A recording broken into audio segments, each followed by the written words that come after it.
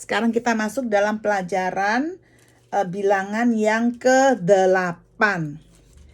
Nah, seperti tadi saya katakan, mereka ini lagi bersiap-siap mau marching, mau meninggalkan Gunung Sinai, ya. Waktu di buku Imamat itu mereka diam, tidak bergerak.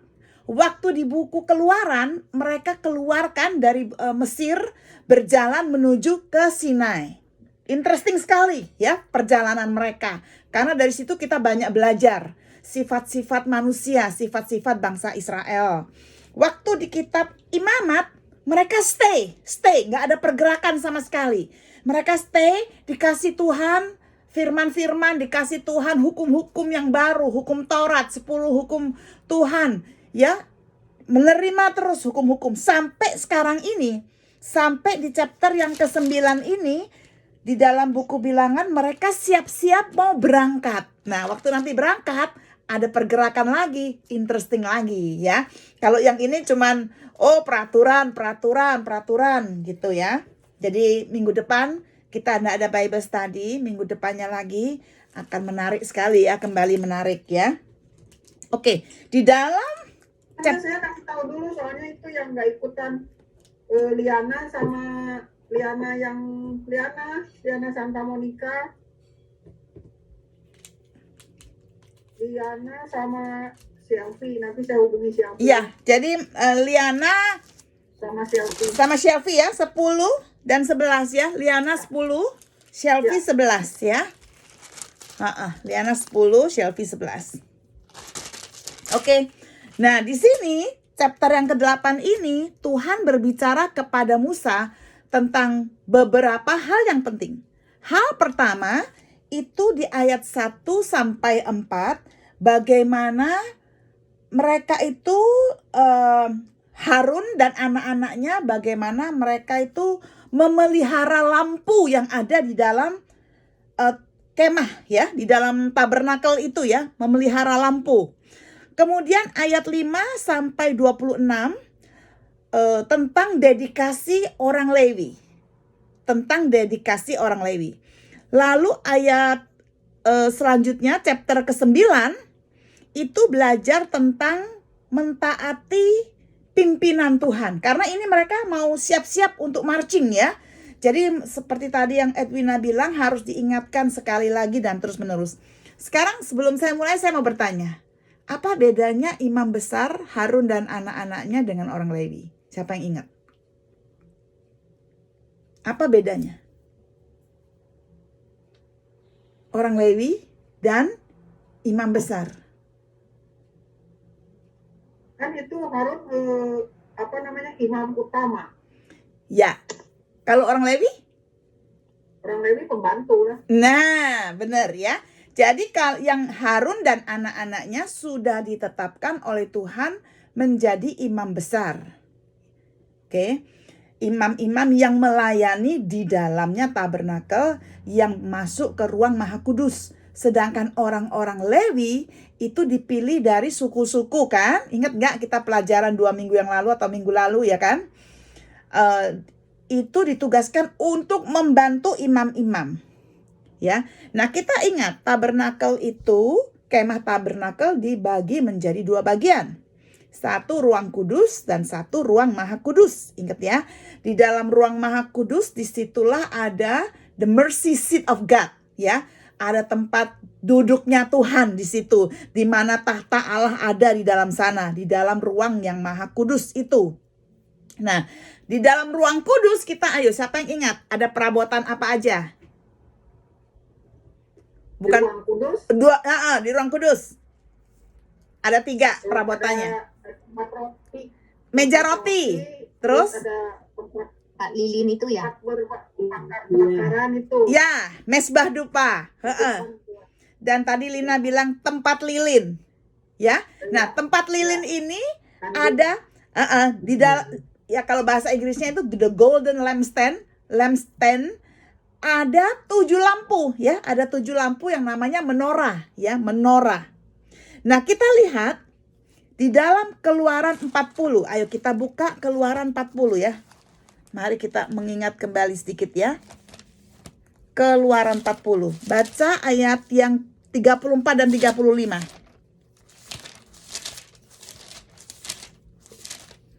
Keluaran 40, 34 sampai yang 35.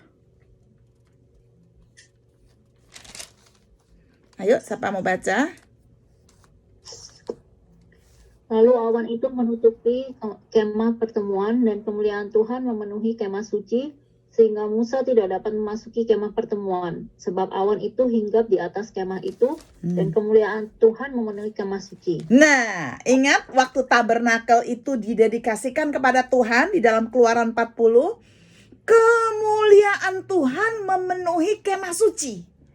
Kemuliaan Tuhan memenuhi kemah pertemuan itu, ya.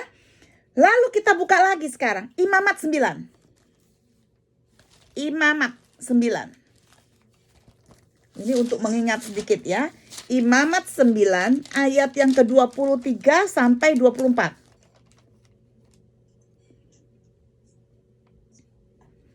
Oke, siapa yang mau baca? Imamat 9 ayat 23 sampai yang ke-24. Masuklah Musa dan Harun ke dalam kemah pertemuan. Setelah keluar, mereka memberkati bangsa itu. Lalu tampaklah kemuliaan Tuhan kepada segenap bangsa itu. Dan keluarlah api dari hadapan Tuhan, lalu menghanguskan korban bakaran dan segala lemak di atas mezbah. Tak kala seluruh bangsa itu melihatnya, bersorak-sorailah mereka, lalu sujud menyembah. Nah, sekarang di sini kita melihat bahwa Tuhan itu mengkonsumsi, ya. Api Tuhan itu mengkonsumsi korban-korban yang di atas altar di sini, ya. Tapi ada satu hal yang Tuhan tidak lakukan. Ya ini yang kita mau pelajari di ayat 1 sampai 4. Tuhan tidak memasang lampu yang ada di dalam ruang kudus. Waktu itu lampunya masih belum pasang loh. Tuhan hadir di kemah pertemuan. Api Tuhan mengkonsumsi makanan yang ada di atas altar. Tetapi Tuhan tidak menyalakan lampu, kita melihat. Ya, karena ternyata dari ayat ini, Bilangan 8 ayat 1 sampai 4, ternyata itu tugasnya Harun dan anak-anaknya untuk menghidupkan lampu.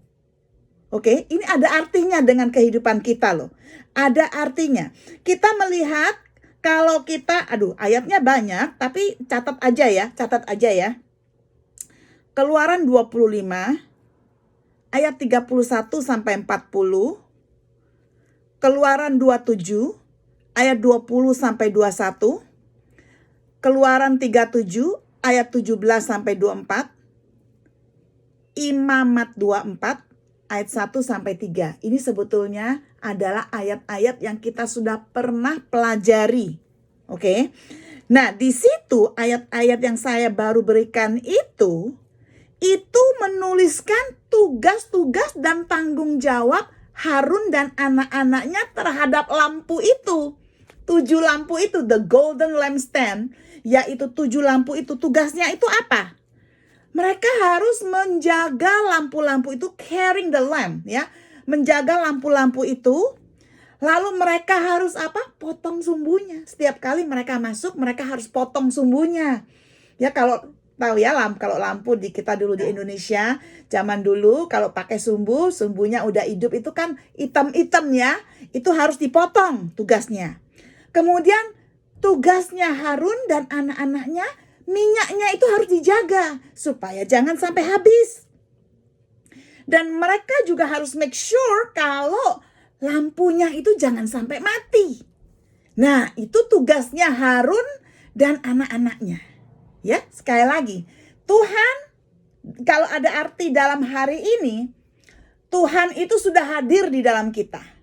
Ketika kita menerima Yesus sebagai juru selamat pribadi kita, Tuhan sudah hadir di dalam hati kita. Ya, Tuhan berikan Roh Kudus di dalam kita. Tugas kita itu untuk lampu itu jangan sampai mati. Seperti 5 gadis bijaksana dan 5 gadis bodoh.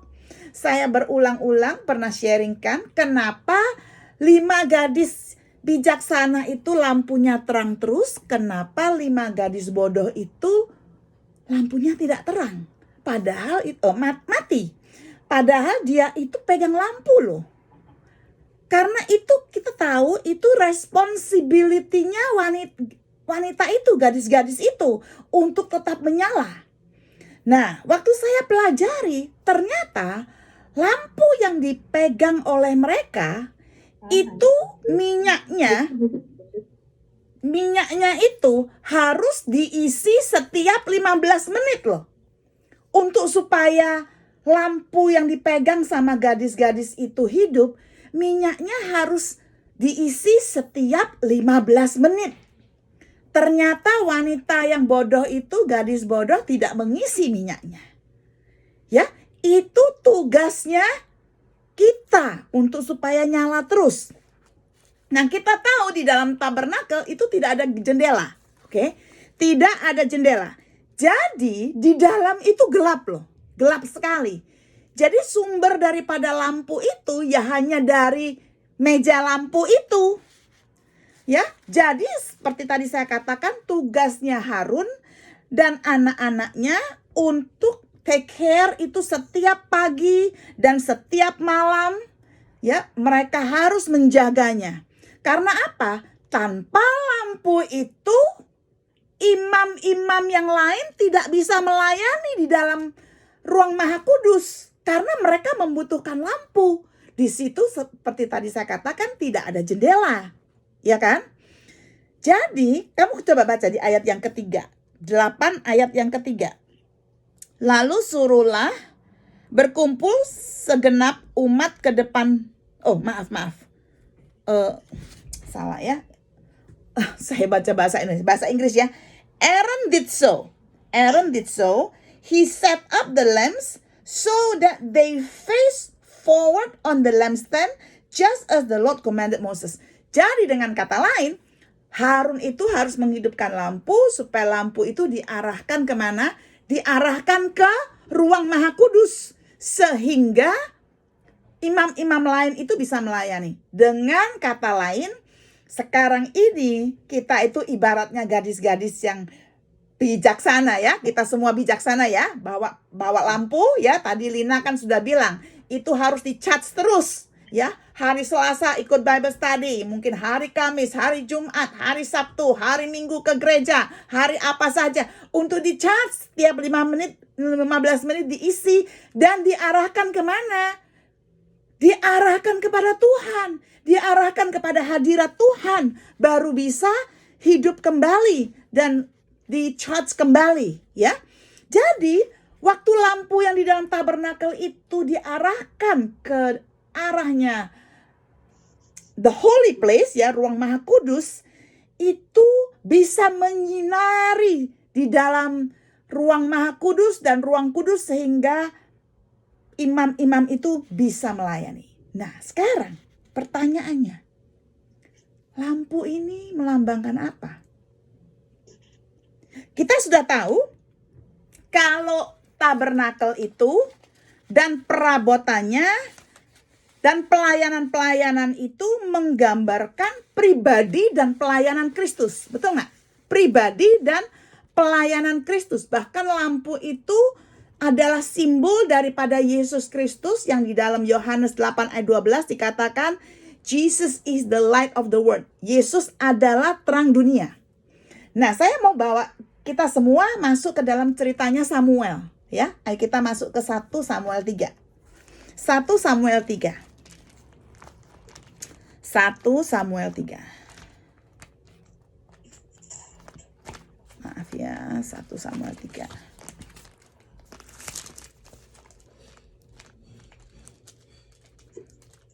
Satu Samuel 3 ayat 1 sampai 4. Ingat ceritanya waktu Samuel itu dipanggil sama Tuhan. Samuel itu kan dibawa ke Eli ya. Nabi Eli ya, Eli. Ya dibawa ke bait suci sama mamahnya Hana, dibawa ke bait suci, dipersembahkan. Lalu di bawah bimbingan Nabi Eli ya, Nabi Eli ya. Nah, saya baca ya ayat 1 ya. 1 Samuel 3 ayat 1 sampai 4. The boy Samuel ministered before the Lord under Eli. In those days the word of the Lord was rare. Jarang ada firman pada saat itu. Ya, ingat pada zaman dulu Tuhan selalu berbicara melalui siapa? Melalui nabi-nabinya, ya kan? Tapi zamannya Samuel masih kecil itu zaman gelap. Jarang ada firman Tuhan. Ini in those days the word of God was rare. Jarang ada firman Tuhan. There were not many vision. Gak ada visi-visi yang dikasih pada zamannya Samuel itu. Ayat 2. One night, Eli, whose eyes were becoming so weak that he could barely see, was lying down in his unusual place. Baca ayat 3. The Lamb of God had not yet gone out, and Samuel was lying down in the temple of the Lord, where the ark of God was. Then the Lord called Samuel. Samuel answered, "Here I am." Jadi pada saat itu, Samuel itu ada di dalamnya bait suci, ya, ada di dalam bait suci. Ingat, Nabi Eli ini yang melayani sebagai imam pada saat itu, dia bisa masuk ke ruang kudus dan ruang maha kudus. Dikatakan lampunya sudah redup-redup. Oke? Lampunya di dalam kemah itu sudah redup-redup ketika Tuhan memanggil Samuel. Ya, itu ya cerita pertama. Cerita kedua.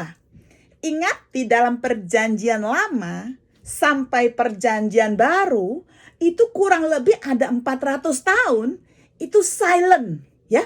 Tuhan enggak ngomong apa-apa pada saat itu. Diam, sama, enggak ada firman Tuhan, enggak ada visi Tuhan. Tahu-tahu di dalam perjanjian baru di buku Matius lahirlah siapa? Yohanes Pembaptis.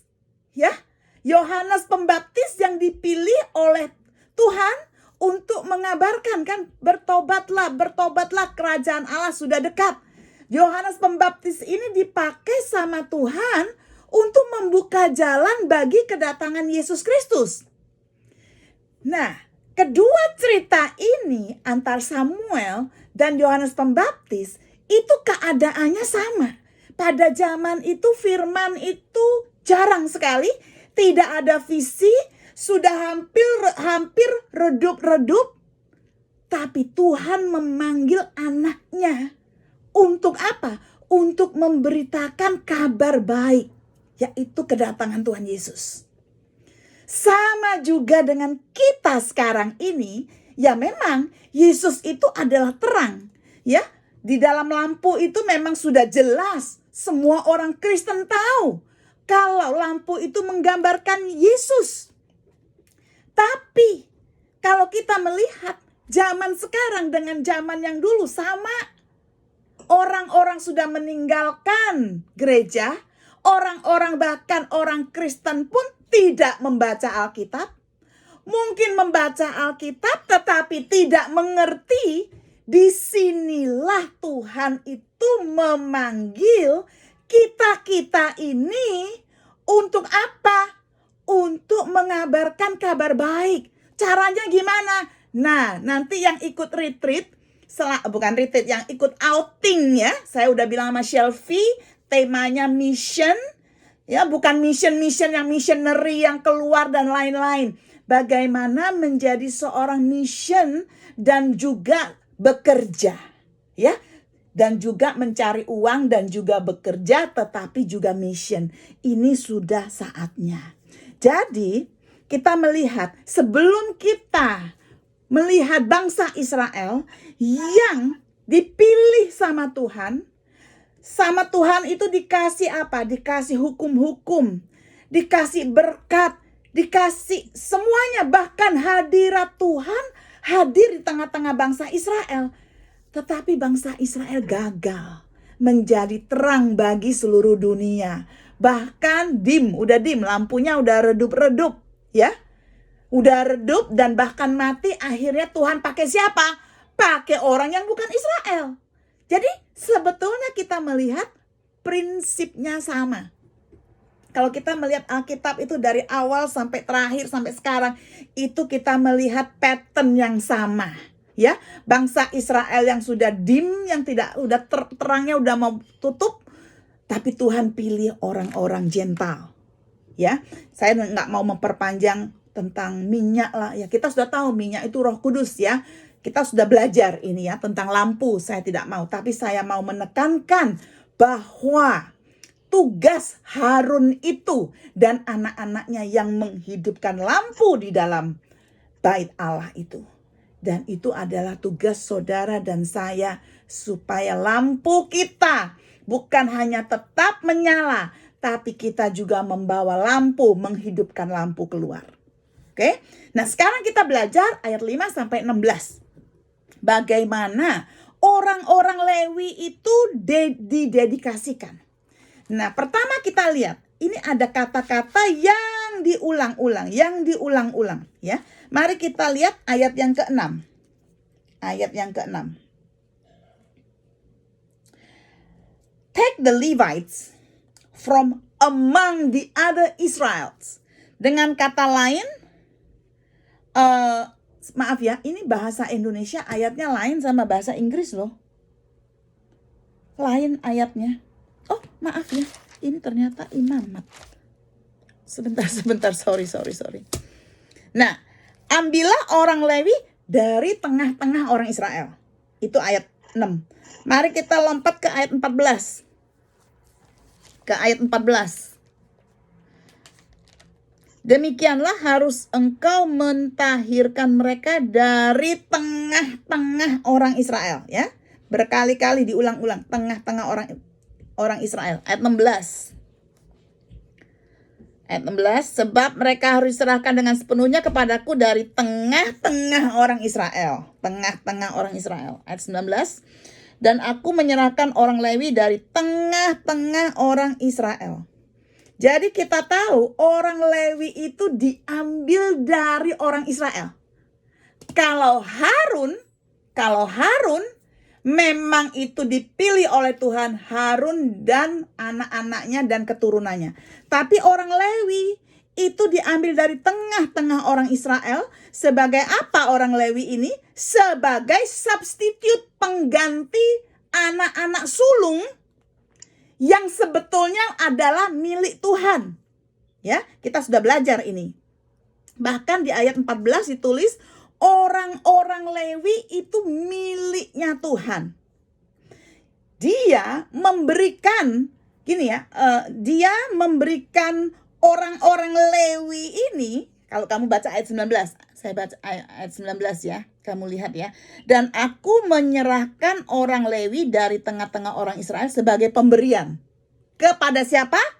Harun dan anak-anaknya untuk melakukan segala pekerjaan jabatan bagi orang Israel di kemah pertemuan. Dengan kata lain, orang Lewi ini hadiah dari Tuhan untuk Harun.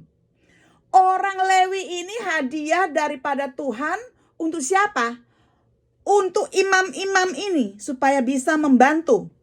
Jadi orang Lewi ini membantu pelayanan di dalam tabernakel, bersih-bersih, angkat-angkat itunya, kalau mau pindah, angkat-angkat tiangnya, lipat-lipat kainnya, ya, pindah ke lokasi yang baru.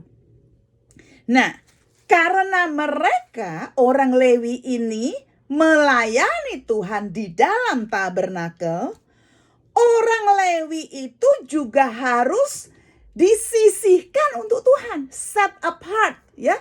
Mereka harus dikhususkan untuk Tuhan juga. Di dalam ayat ke-5 sampai ayat ke-7 kita melihat bahwa mereka itu dibersihkan juga dengan air. Ya, sama dengan imam dibersihkan dengan air, tetapi kalau imam itu dimandikan, kalau orang Lewi dipercikan, disprinkle. Ya. Kalau kita melihat di Keluaran 29, kita melihat orang imam-imam itu dimandikan dengan air, ya. Di dalam Keluaran, di sini mereka hanya dipercikan. Bukan itu saja, kalau orang Lewi ini di dalam, kalau imamat ya, imamat 14 ayat 8 sampai 9 ya, orang Lewi itu harus mencukur Nggak boleh ada bulu. Semua dicukur. Bukan badan semua dicukur, nggak boleh ada bulu, kaki, tangan semua cukur. Dan mereka itu harus mencuci pakaian mereka. Nah, kalau imam tidak harus mencukur. Kalau kita belajar di Keluaran 25, imam tidak harus mencukur. Kalau orang Lewi, mereka itu disuruh cuci pakaian. Kalau imam dikasih pakaian yang baru. Ya, dikasih pakaian yang baru. Nah, kita melihat kalau kita belajar ayat 8 sampai 14, ayat di Bilangan 8 sampai 14 ini, orang Lewi ini dipersembahkan kepada Tuhan sebagai persembahan yang hidup. Ya, dengan kata lain, pemimpin-pemimpin dari setiap suku itu kan mewakili seluruh bangsa Israel. Mereka gini ya, pemimpin daripada setiap suku-suku ya, suku-suku 12 suku kan, pemimpin-pemimpinnya itu mewakili bangsa Israel. Mereka menumpangi tangan atas orang Lewi ini. Oke, seperti tadi yang Veron di grup kecil kan bilang, ditumpangi tangan, didedikasikan ya pada saat itu ya. Dan setelah itu sebaliknya orang Lewi ini sudah didedikasikan, dia juga harus tangannya itu taruh di atas binatang sebelum binatang itu dikorbankan. Dengan kata lain, orang Lewi ini sebelum dia melayani tabernakel, dia sendiri harus mengalami pelayanan itu. Dia sendiri harus mempersembahkan hidupnya ini kepada Tuhan, mendedikasikan. Dengan kata lain, kita ini juga seperti orang Lewi, mendedikasikan hidup kita, dan sebelum kita melayani keluar, kita sendiri harus merasakan jamahan Tuhan, merasakan pengalaman bersama Tuhan, merasakan hal-hal apa yang Tuhan ajarkan sebelum kita melayani keluar. Ya. Nah, kalau semua upacara ini sudah dilakukan, baru orang Lewi ini diizinkan untuk melayani. Nah, ingat nggak di dalam Bilangan 4, ayo kita buka Bilangan 4, cepat sekali ya, untuk mengulangi sedikit. Bilangan 4 ayat 3. Hitunglah yang berumur 30 tahun ke atas sampai yang berumur 50 tahun, semua orang yang kena wajib tugas supaya mereka melakukan pekerjaan di kemah pertemuan. Dengan kata lain, di dalam Bilangan 4 dikatakan yang umur 30 sampai umur 50 boleh melayani Tuhan, ya, orang Lewi. Tapi di Bilangan 8 ayat 24, mari kita lihat Bilangan 8 ayat 24. Dikatakan inilah yang berlaku bagi orang Lewi, setiap orang yang berumur 25 tahun ke atas wajib bertugas supaya ia bekerja pada kemah pertemuan. Nah, saya pernah memberitahu bahwa seolah-olah ini kontradiksi, betul nggak? Ya, di dalam chapter 8 dikatakan 25 tahun, tapi chapter 4 bilang umur 30. Sebetulnya tidak kontradiksi. Mereka dipilih umur 25 dan mereka harus di training 5 tahun sebelum terjun dalam pelayanan kemah suci. Kenapa? Mereka nggak boleh salah. Peraturan Tuhan is very strict.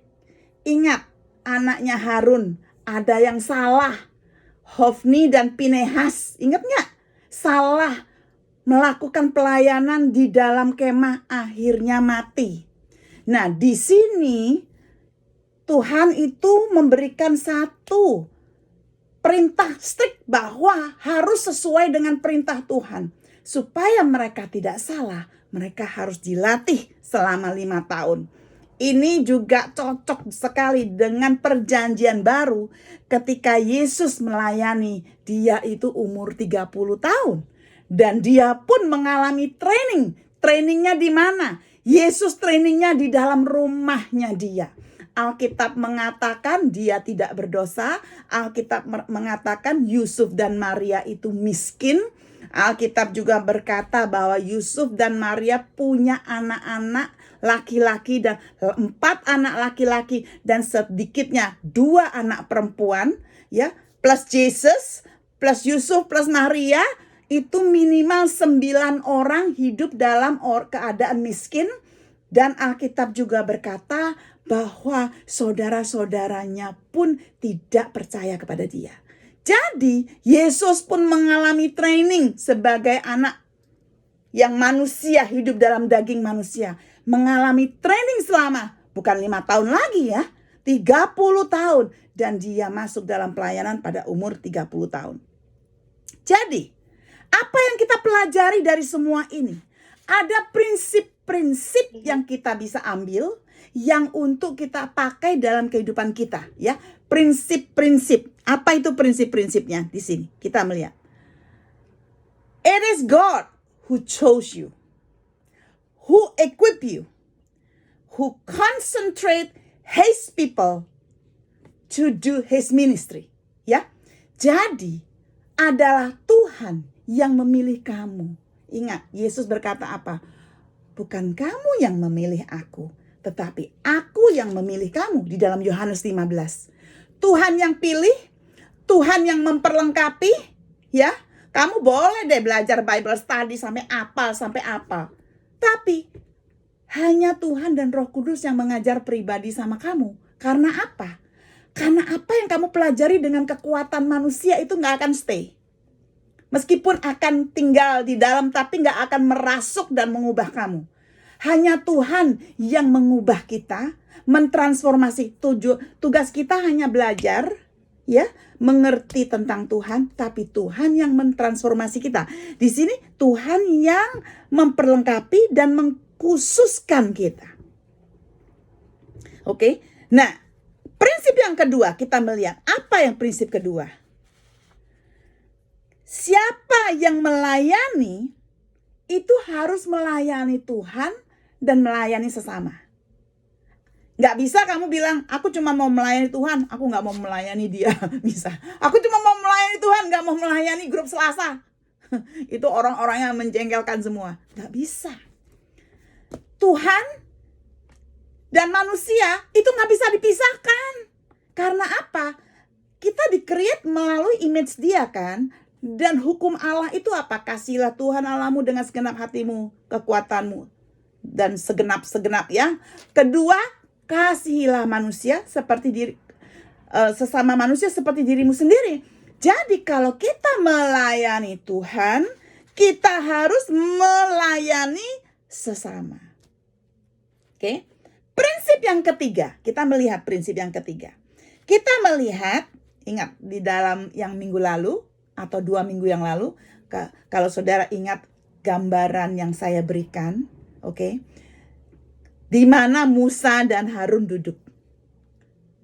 Itu kan ada susunannya kan, ya. Lewi duduk sebelah mana, ya, ada susunan yang saya berikan. Musa dan Harun dan anak-anaknya itu kan imam. Mereka duduk mengelilingi tabernakel. Mereka duduk yang paling dekat dengan tabernakel. Dengan kata lain, mereka itu diharuskan menjaga dan memprotek kemah tabernakel itu dari serangan-serangan musuh atau dari gangguan-gangguan orang-orang dari luar. Dengan kata lain, yang namanya pendeta, yang namanya gembala itu punya tugas khusus untuk apa? Untuk melindungi domba-dombanya dari pengajaran sesat. Oke, dari pengajaran. Saya kagum sekali dengan gereja yang mengundang saya bicara 2019, ya. Sebelum saya bicara waktu ke Indonesia selama 1 minggu, apa yang akan saya bicarakan dia suruh saya kirim. Jadi saya harus mengetik sermon saya. 15 sermon. Saya harus ketik, harus kirim dulu kepada mereka. Mereka harus melihat ini pengajaran apa. Saya kagum sekali. Karena dia mau melindungi dia punya domba. Dan kita di sini bertugas sebagai apa? kita perlu belajar Alkitab supaya kita itu tidak gampang diombang-ambingkan dengan pengajaran-pengajaran dari luar. Jadi kalau kita melihat pemimpin-pemimpin pada di dalam gereja maupun dalam persekutuan, tugasnya melindungi jemaatnya, domba-dombanya, supaya tidak menerima pengajaran-pengajaran sesat. Ya, ini adalah prinsip-prinsip yang kita pelajari. Bahkan dalam Kisah Para Rasul 20 ayat 28, Paulus menulis begini. Therefore take heed to yourself and to all the flock. Makanya kamu itu hati-hati terhadap kamu sendiri dan juga jagalah domba-dombanya kamu, ya, di dalam Kisah Para Rasul. Oke, sekarang kita masuk ke yang Bilangan 9. Wah, Bilangan 9 ini tadi Edwina bagus sekali ya, sudah menjelaskan dengan jelas ya soal Paskah ya, diulang-ulang ya. Kenapa penting sekali, bahkan Paskah itu dirayakan sampai hari ini, generation to generation ya, dari dulu. Saya nggak perlu mengulang karena ini kita udah belajar di dalam kitab Keluaran. Tadi Edwina juga sudah menjelaskan tentang Paskah ya. Tadi Edwina juga bagus sekali bagaimana Tuhan itu mengingatkan terus untuk celebrate, merayakan Paskah ya. Bagaimana dengan orang-orang yang tidak bersih, oke? Mereka masih boleh ikut Paskah, tetapi waktunya berbeda ya. Waktunya aja yang berbeda. Tapi kalau ada yang harusnya ikut tapi menolak, mereka itu di dalam ayat 13, mereka itu harus di cut off from the people ya. Kalau kita baca Bilangan 9 ayat 13 dikatakan, sebaliknya orang yang tidak najis dan tidak dalam perjalanan tetapi lalai merayakan Paskah, orang itu harus dilenyapkan dari antara orang-orang sebangsanya, sebab ia tidak mempersembahkan persembahan yang kepada Tuhan pada waktunya. Orang itu akan menanggung akibat dosanya. Jadi kita ini peringatan buat kita, jangan sampai kita tidak merayakan Paskah, jangan sampai kita tidak menghargai kematian Yesus di kayu salib. Oke? Orang yang menolak Yesus masih bisa dimaafkan. Orang yang menolak Roh Kudus itu tidak bisa dimaafkan karena mereka menolak Kristus sama sekali. Ya, menolak Roh Kudus berarti menolak Kristus, tidak mau menjadi orang percaya, mereka tidak bisa dimaafkan. Ya, jadi dikatakan mereka harus di cut off dari people. Lalu tadi juga Edwina sudah menjelaskan bagaimana dengan orang-orang asing, mereka juga mempunyai peraturan yang sama, nggak apa-apa kalau ikut dalam perayaan Paskah ya. Jadi sekali lagi ibu-ibu, bukan memang kita harus merayakan perayaan Paskah, tapi yang utama itu kita harus merayakan setiap hari to celebrate ya kematian Yesus dan kebangkitan Yesus di kayu salib. Itu kita tidak bisa tidak loh itu ya. Kalau enggak kita akan di cut off-nya. Nah, sekarang saya akan menjelaskan tentang ayatnya yang ke-15 sampai selesai. Kita tahu orang Israel itu adalah bangsa-bangsa Israel adalah bangsa yang pilgrim ya, pindah-pindah. Mereka itu siap marching ya di dalam padang gurun seperti satu tentara. Oke. Mereka menuju ke tanah yang sudah dijanjikan oleh Tuhan, yaitu tanah perjanjian. Dan mereka sangat membutuhkan pimpinan Tuhan siang dan malam. Ya. Mereka terus harus taat karena mereka butuh pimpinan Tuhan. Di dalam kehidupan kita, mengenal Tuhan, mengenal kehendaknya, itu sangat vital. Oke? Itu sangat vital di dalam kehidupan kita loh. Mengenal kehendak Tuhan. Karena gini, kalau kamu tidak mengenal kehendak Tuhan, berarti kamu belum berjalan di dalam Dia punya jalur dong. Kamu di luar real. Hidup kita nggak efektif dong. Karena kita itu berjalannya tidak sesuai dengan kehendak Tuhan. Makanya mengenal kehendak Tuhan itu sangat vital bagi kehidupan anak-anak Tuhan. Nah, hari ini kita melihat ya, kamu melihat ya. Sebelumnya saya mau jelaskan dulu ya. Di dalam ayat 15 sampai selesai, itu kata apa yang diulang-ulang? Ada yang ingat nggak? Ada yang tahu nggak kata apa yang diulang-ulang?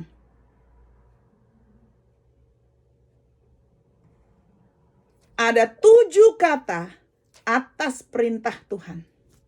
Ada 7 kata. Cuman dari ayat 15 sampai ayat 23, 7 kata itu di ayat 18 ada 2 kali. Di ayat yang ke 20 ada 2 kali. Di ayat yang ke 23 ada 3 kali. Itu diulang-ulang atas perintah Tuhan, atas perintah Tuhan. Nah, masalahnya bangsa Israel kita kan tahu ya, mereka kan marching. Kalau yang namanya pilarnya itu tiang awan dan tiang api, itu ada di tengah-tengah perkemahan itu. Tahu kan gambarannya? Ingat berapa waktu yang lalu saya kan sudah tunjukkan gambaran. Kemahnya di tengah-tengah, itu suku-suku 12 suku itu semua dikelilingnya. Berarti yang namanya tiang api dan tiang awan itu ada di tengah-tengah, dan sinarnya itu menerangi semuanya itu. Kalau tiang api dan tiang awan ini bergerak, waduh, mereka harus clean up. Clean up ya, harus jalan. Kalau tiang api dan tiang awan itu berhenti, mereka harus stay. Mereka harus stay. Kapan tiang api, tiang awan stay? Kapan tiang api, tiang awan ini berangkat? Tidak ada yang tahu. Semua itu hanya yang tahu tuh hanya Tuhan. Dan atas perintah Tuhan, bisa-bisa nih ya, mereka baru clean up, mereka baru buka tenda, jalan, you know. Jadi mereka harus clean up lagi, harus jalan. Dan saya percaya, di dalam keadaan seperti itu, pasti banyak yang bersungut-sungut. Aduh Tuhan, baru nyampe, udah capek, baru buka tenda, belum berbaring, kamu sudah jalan lagi. Oke? Nah, disitulah ujian-ujian itu ada. Kadang-kadang tiang api dan tiang awan itu bisa stay. Ingat, mereka berjalan berapa tahun? 40 tahun total kan? Tapi dari Numbers chapter 10 sampai Numbers chapter 28 itu 26 itu 38 tahun loh. 38 tahun. Jadi bisa juga mereka stay di satu tempat selama 1 tahun. Aduh, bosen nih di sini padang gurun, nggak ada apa-apa, udah lihat semua nih. Ngapain ya ke Seattle jalan-jalan, itu sudah lihat. Pike Place Market udah lihat, ini udah lihat, bosen ya. Begitu pula dengan bangsa Israel. Di situ pun ada ujian. Mereka nggak bisa, karena mereka harus berjalan atas perintah Tuhan. Nah, pada hari ini, siapa yang menjadi tiang awan dan tiang apinya? Kalau menurut saudara, pada hari ini. Bagaimana kita bisa tahu kapan Tuhan jalan, kapan Tuhan berhenti? Kapan berhenti? Kapan saya harus nunggu Tuhan? Kapan saya pindah kerja Tuhan? Kapan saya harus pindah? Saya pindah enggak Tuhan? Bagaimana sekarang menentukan kalau menurut saudara?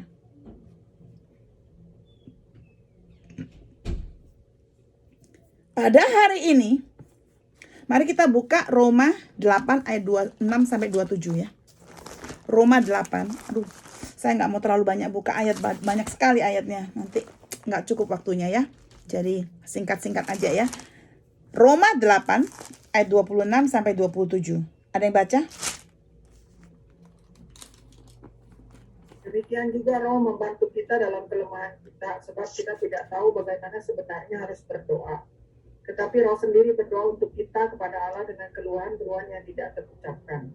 Ya. Dan Allah yang menyelidiki hati nurani mengetahui maksud Roh itu, yaitu bahwa Ia sesuai dengan kehendak Allah berdoa untuk orang-orang kudus. Nah, Di sini dikatakan Paulus menulis, Tuhan itu sudah kasih Roh Kudus diam di dalam kamu. Ini ya, perhatikan ya. Kita ada Roh Kudus di dalam kita. Di depan kita ada apa ini? Tadi siapa namanya ya? Lina bilang, firmanku pelita bagi kakiku dan terang bagi jalanku. Di Mazmur itu. Berarti di depan kita ini sudah ada Alkitab.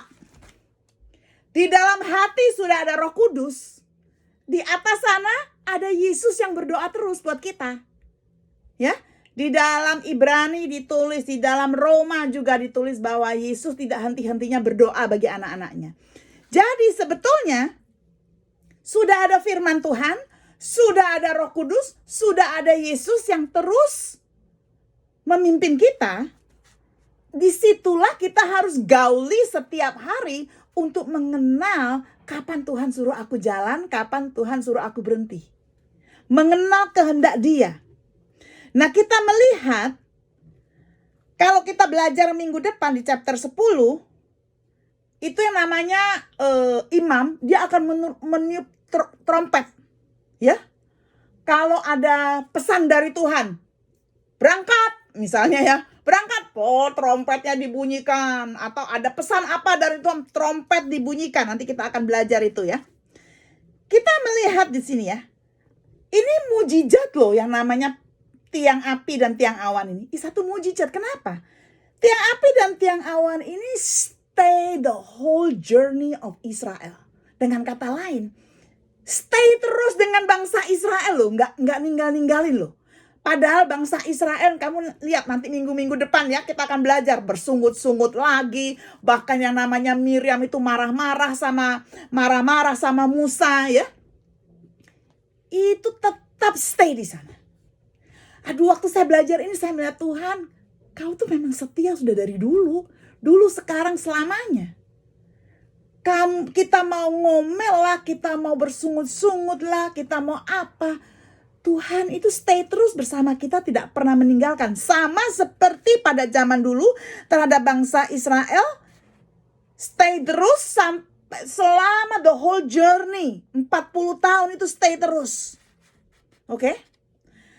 Di sini kita melihat ya, bukan hanya Tuhan bilang, I will never leave you nor forsake you. Aku tidak akan pernah meninggalkan engkau. Sekali-kali aku tidak akan meninggalkan engkau. Nah, sangat menarik kita melihat di sini ya. Kalau kita baca Keluaran 14 ayat kita buka Keluaran 14 ya. Keluaran 14 ayat 19 sampai 20. Keluaran 14 ayat 19 sampai 20. Ada yang baca? Kemudian bergeraklah malaikat Allah yang tadinya berjalan di depan di tentara Israel, lalu berjalan di belakang mereka, dan tiang awan itu bergerak dari depan mereka lalu berdiri di belakang mereka. Demikianlah tiang itu berdiri di antara tentara orang Mesir dan tentara orang Israel. Dan oleh karena awan itu menimbulkan kegelapan, maka malam itu lewat sehingga yang satu tidak dapat mendekati yang lain semalam-malaman. Amin. Kamu lihat di sini. Di sini yang sangat menarik sekali. Pilar ini ya. Pilar ini membawa terang bagi siapa? Bagi orang Israel. Betul nggak? Tapi membawa kegelapan bagi musuhnya. Oke? Takut. Musuhnya takut. Ada apa ini? Lari. Ya? Takut. Jadi pilar ini membawa terang bagi bangsa Israel. Dan tetapi membawa kegelapan bagi musuh-musuhnya. Simbolnya apa? Artinya apa? Firman Tuhan ini membawa terang bagi anak-anaknya yang mengerti isi hatinya, yang mengerti kehendaknya, membawa terang. Tapi bagi orang-orang yang tidak mengenal Tuhan, apa ini kok firman ini nggak ngerti, merupakan satu kegelapan. Mereka tidak bisa membaca firman itu bicara soal apa. Kadang-kadang saya melihat orang Kristen pun gak bisa baca firman. Gak mengerti apa isi firman Tuhan. Sangat berbahaya. Loh, jangankan menginterpretasi loh ya. Gak ngomong interpretasi loh ini. Apa yang di dalam Alkitab aja orang-orang Kristen tidak tahu loh. Mereka hanya kesukaan orang-orang Indonesia itu cuma denger. Orang Indonesia itu kalau sekolah sama gurunya diajar untuk mendengar. Orang Amerika kalau sekolah disuruh baca buku. Makanya di sini suka pinjam buku di library, suka baca, suka mengambil kesimpulan untuk mengerti buku itu apa. Sayangnya kita-kita itu dididik itu hanya untuk mendengar. Jadi kita nggak mengerti dalam firman Tuhan, kita cuma percaya begitu saja. Ya kan? Nah, jangan sampai anak Tuhan itu membaca firman itu tidak mengerti apa-apa, seperti satu kegelapan. Seperti yang ditulis di dalam ini ayat yang terakhir ya, 1 Korintus 3. 1 Korintus, ada yang baca ya. 1 Korintus 3. Yang terakhir ya. 1 Korintus 3. Ayatnya yang ke-12 sampai 16. 12 sampai 16. Oke. Oke. Entahkah orang membangun di atas dasar ini dengan emas, perak, batu permata, kayu, rumput kering, atau jerami? Sekali kelak pekerjaan masing-masing orang akan nampak, karena hari Tuhan akan menyatakannya, sebab ia akan nampak dengan api, dan bagaimana pekerjaan masing-masing orang akan diuji oleh api itu. Jika pekerjaan yang dibangun seseorang tahan uji, ia akan mendapatkan upah. Jika pekerjaannya terbakar, ia akan menderita kerugian. Tetapi ia sendiri akan diselamatkan, tetapi seperti dari dalam api. Tidak tahukah kamu bahwa kamu adalah bait Allah, dan bahwa roh Allah diam di dalam kamu? Oke. Nah, dengan kata lain, kita melihat bahwa bagaimana kamu membangun hidup kamu. Apakah kamu membangun itu dengan firman Tuhan? Ingat, orang pandai membuat rumahnya di atas batu karang yang teguh. Orang bodoh membuat rumahnya di atasnya pasir. Bagaimana kamu membangun diri kamu, hidup kamu, padahal Tuhan sudah ada di dalam kamu, Roh Kudus ada di dalam kamu, Tuhan sudah berdoa buat kamu, Roh Kudus pasti ada dalam kita semua. Tuhan Yesus sudah berdoa buat kita. Masalahnya Alkitab di depan kita ini kita apain? Kita ditaruh di dalam shelf buku, kita buka, kita lihat, kita baca, atau kita merenungkannya siang dan malam. Bagaimana hidup kita nantinya? Karena apa? Karena sekali lagi, sangat penting kita tahu kehendak Tuhan. Pada zaman dulu, kan mereka hanya mengandalkan tiang api, tiang awan. Bisa dilihat sama mata, betul nggak? Dan juga ada imam-imam yang tiup trompet. Zaman sekarang, tiang api dan tiang awan itu tidak kelihatan. Ada di dalam kita dan ada di dalam firman Tuhan. Bagaimana kita bisa mengenal kapan Tuhan jalan, kapan Tuhan berhenti? Pertanyaannya dan jawabannya ada di dalam saudara dan saya. Amin. Amin.